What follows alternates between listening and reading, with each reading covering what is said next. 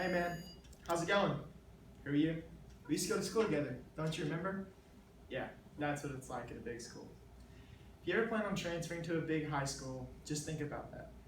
Do you want to have friends from your class and community that will remember you? If so, rethink the big school option.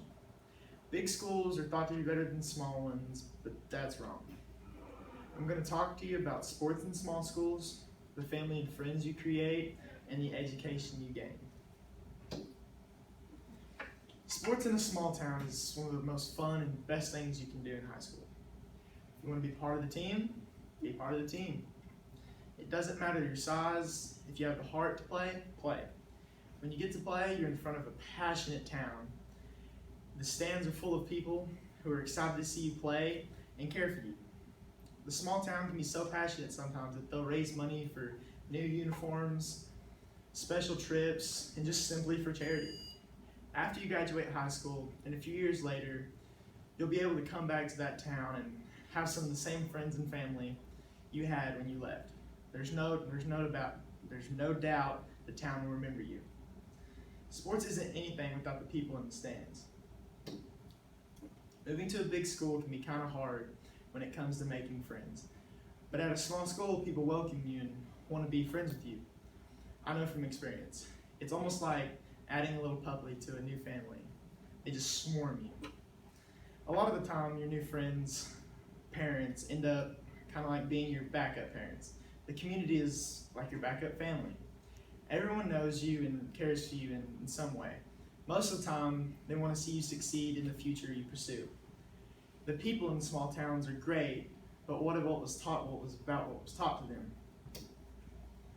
At a small school, you can get more in depth with your class subject. The teacher doesn't have to teach 30 plus kids. It can be more of a one-on-one environment. When this many kids are brought to a teacher, grading quality goes down, enthusiasm goes down, and attendance can even go down.